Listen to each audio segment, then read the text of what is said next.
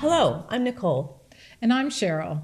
We are the co-chairs of the Simsbury Diversity, Equity, and Inclusion Council. Welcome to another episode of Let's Talk Housing.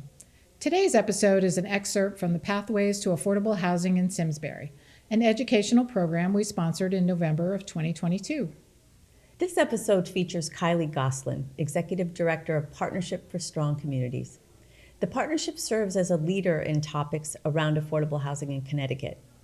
They're a convener of experts and policymakers and a provider of data and reports, including annual assessments of Connecticut's housing market. Let's get right to Kiley's presentation. I live in Avon now. I recently moved to Avon from Hartford. I grew up in Suffield, so I'm pretty familiar with the area. So I'm excited to be here tonight to chat with you all.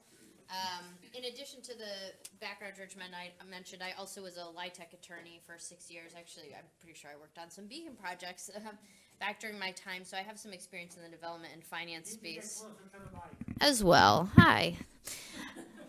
So I'm here to give you a little bit of an overview of housing need.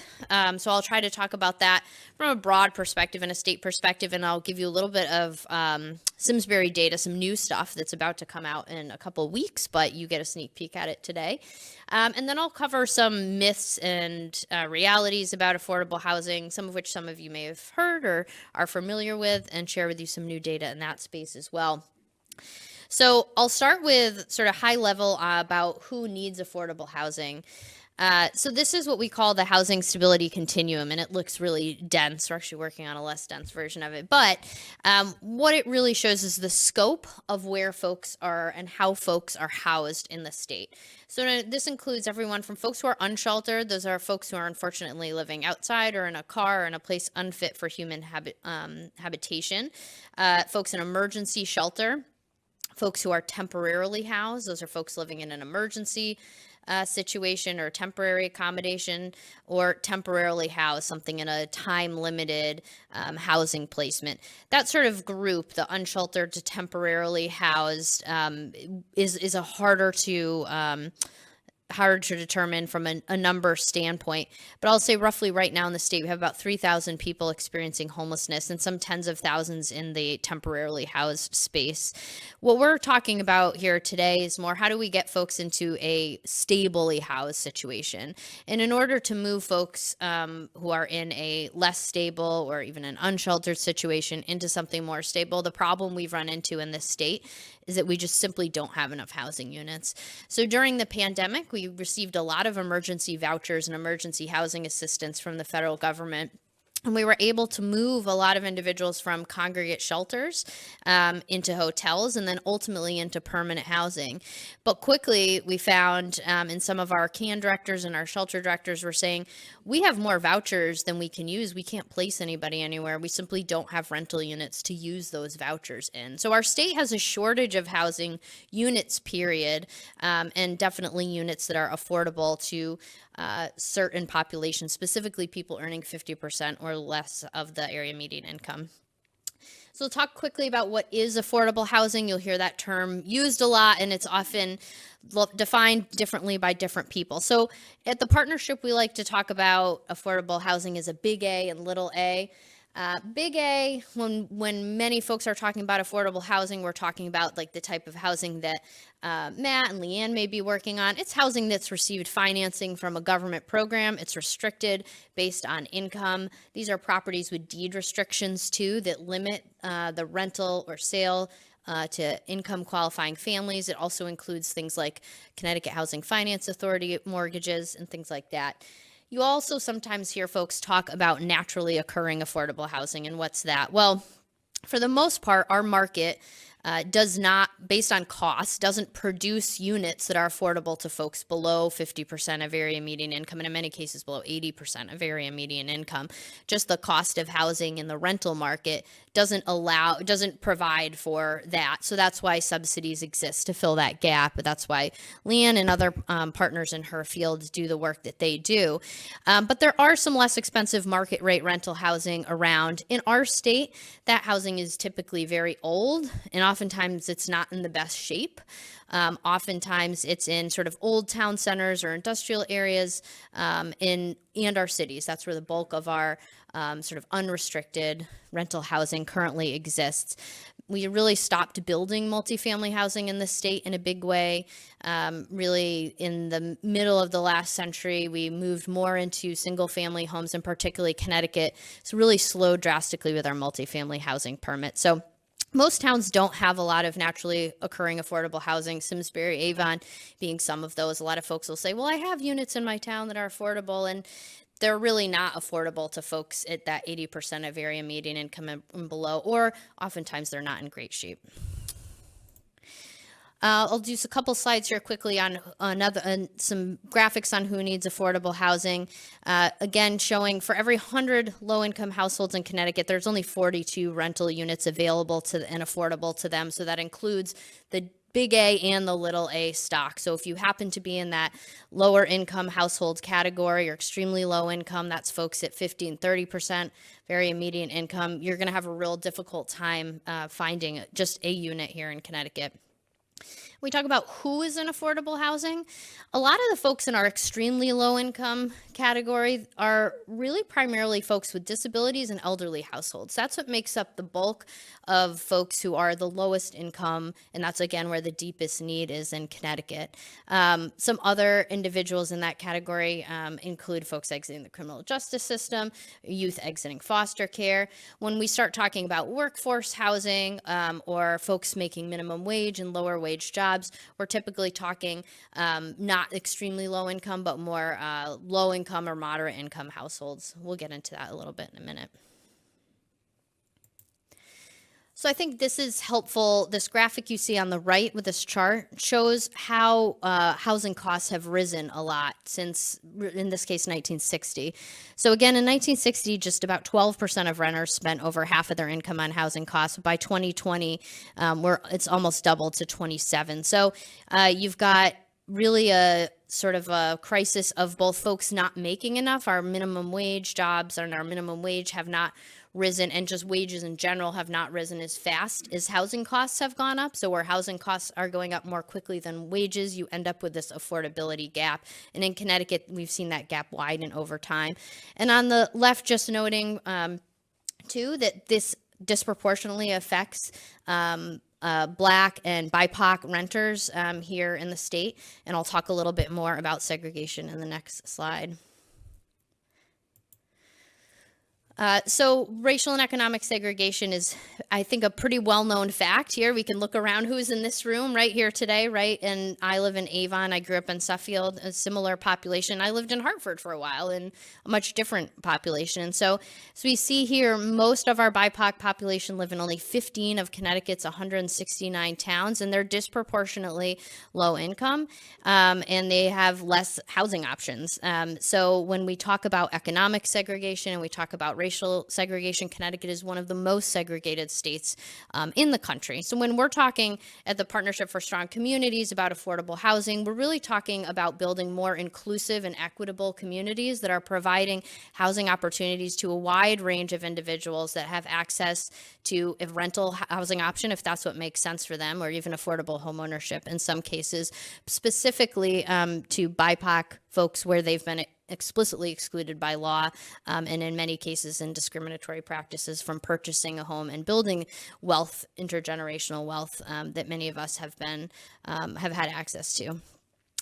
So one of the partnership's data projects that we have is called the Housing Data Profiles. You may have used Housing Data Profiles as you prepared your affordable housing plan here, or sometimes folks just doing their plans of conservation and development use this data. We update it. We've been doing it more regularly. It's now this online interactive platform. It was last updated in 2020. The 2022 updates are coming out in the next couple weeks. I was able to pull some snapshots from your profile before it went live to share with you today. I don't think there's a big change from probably your 2020, other than most rents, the average rent in towns have all pretty much gone up.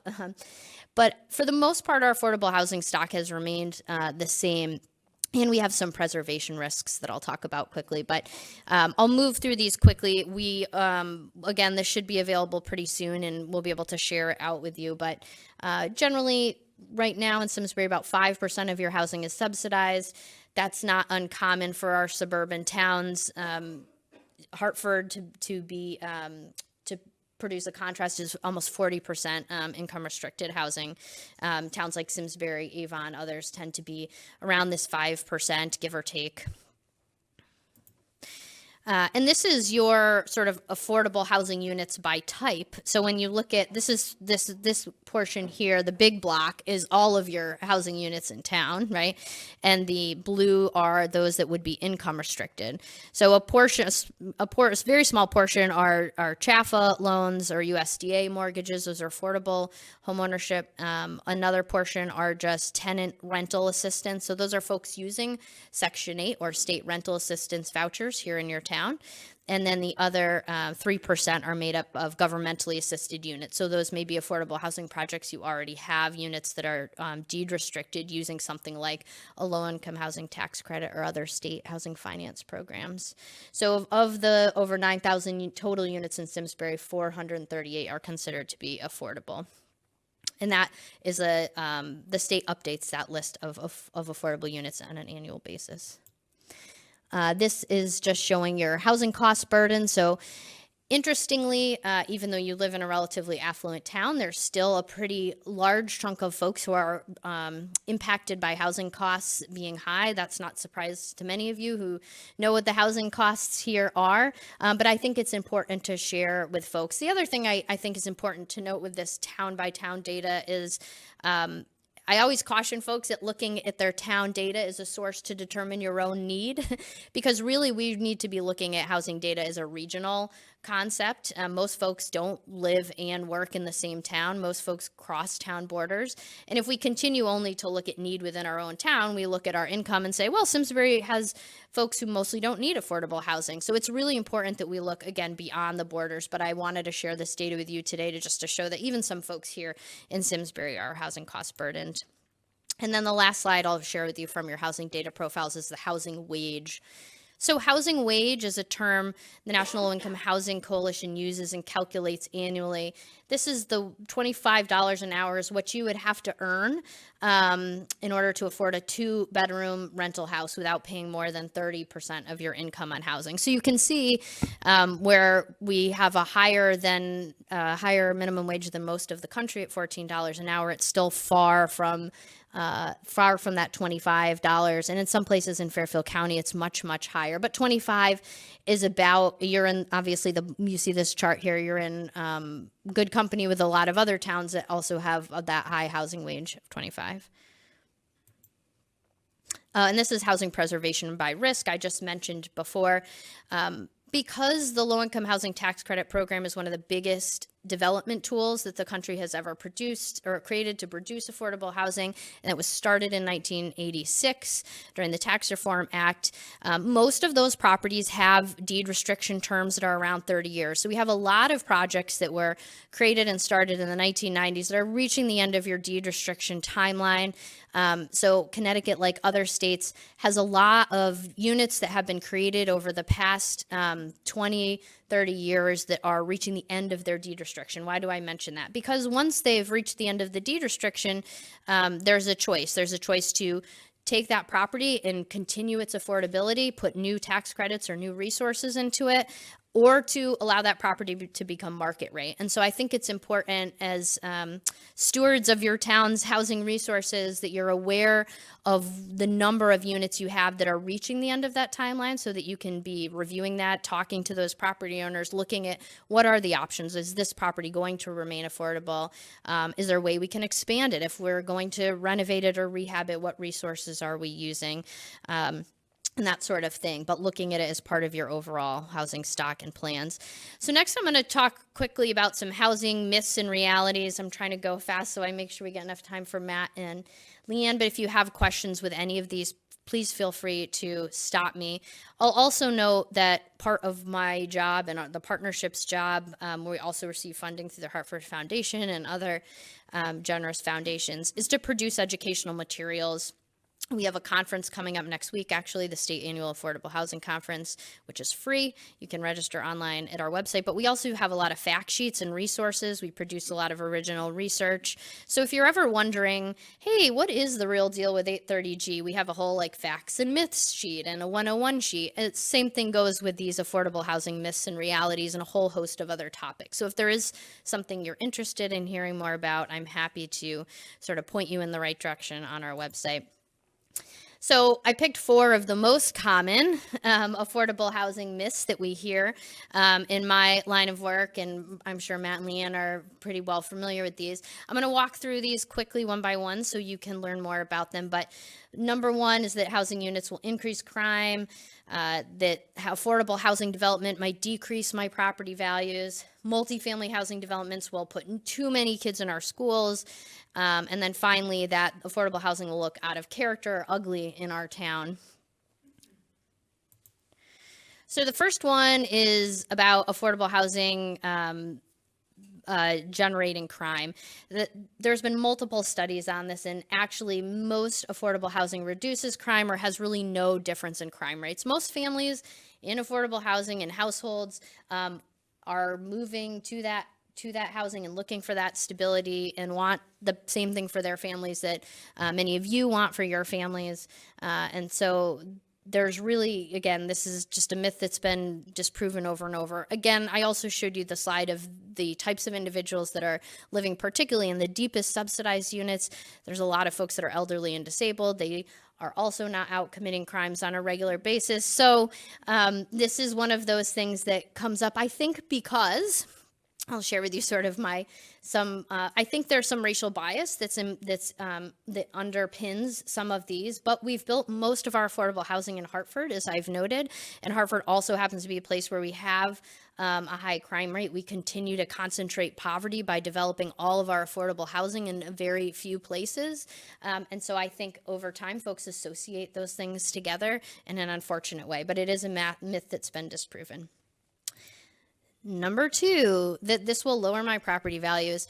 There's been several studies on this, all coming up with the same conclusion, but there was a recent one that looked at this in, this picture is from Alexandria, Virginia. It looked at this in suburban Virginia, very close to DC, where you have a lot of high property values and several affordable housing projects, and did a very good empirical study, and again proved that there was actually a statistically significant increase in property value as opposed to a decrease. So this is one of those things that I think is also tied to folks' perceptions of what affordable housing looks like. I think particularly for folks in older generations where some of the affordable housing was built in this barrack style. We'll get into the appearance. They think of these big, ugly buildings, and it's going to be out of sync with my community, and it's going to decrease my property values. And as Leanne will show you, and Matt will tell you, most of the housing that's being developed now looks really nice, and you've probably driven by plenty of affordable housing projects that you didn't know were that, and they usually look newer and nicer. And we'll talk about that in a minute. Housing development will flood our schools with too many pupils. There's been, again, multiple studies on this. The Rutgers study I cited here was done about 11 years ago, but there was an update to it that more recently that showed the same thing. You know, ironically, we hear this in communities that are mostly single-family homes and big single-family home communities, and big single-family homes produce the most kids. So if the focus of the town is going to be to create more single-family homes on bigger lots, you're going to get more kids that way than you will get in a multifamily development. That's because, for the most part, most of the developments are focusing on 1- and 2-bedroom units. You do get a 1.24 children per 3-bedroom unit, but most multifamily developments are going to be 1- and 2 bedrooms anyway, so they tend to yield less students than single-family development. And finally, my last slide here, just touching on what I mentioned before with affordable housing appearances. This property down here is actually a affordable housing development in Avon, not too far from here. If you all know Hot Meadow Brewery, it's around the corner behind there off of Old Farms Road. And as Leanne will share, and Matt knows too, the builders of affordable housing have to comply with all the same restrictions on design and construction standards. They're using federal funds that often also require them to pay better wages to construction workers too. So there's a lot of other benefits that come with this type of development, but the housing itself that is being developed now doesn't look as much like Cabrini Greens and looks more like old Farms Crossing.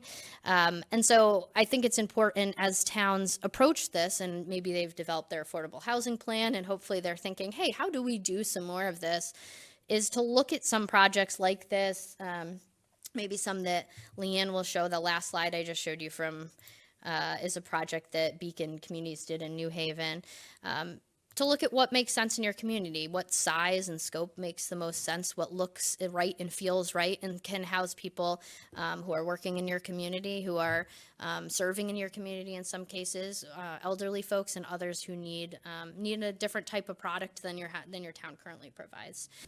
That was great information. It really gives us a great understanding of what affordable housing looks like here in Simsbury and around the state, and who needs it. I really like the myths and realities section that she offered. When we first started this work, we thought that everyone who needed affordable housing would need public transportation. Mm-hmm. And then she shared that Connecticut doesn't have a comprehensive public transportation infrastructure. So what we learned is that people living in affordable housing actually already own cars. We were also surprised by the high percentage of residents, even in Simsbury, that are cost burdened by housing expenses. It's one of those things that most people don't think about on an everyday basis. I also thought it was interesting when she talked about who is in affordable housing, and that 49% of people in Connecticut who live in affordable housing are people living with disabilities and the elderly. Exactly. And as a matter of fact, our only low-income housing here in Simsbury is the Housing Authority, which caters exactly to that demographic. Thank you for watching this episode of Let's Talk, sponsored by the Simsbury DEI Council. We hope this review of our housing educational series has been helpful. As more affordable housing issues come before the town, it's important that residents are well informed. Thanks again, and We'll see you around town.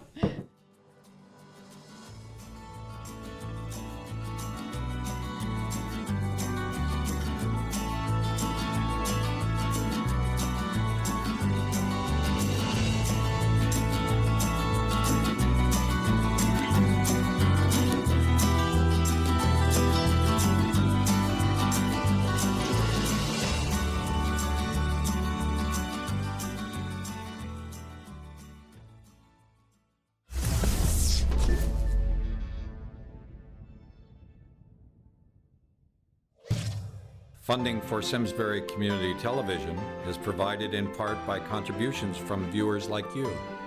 Thank you.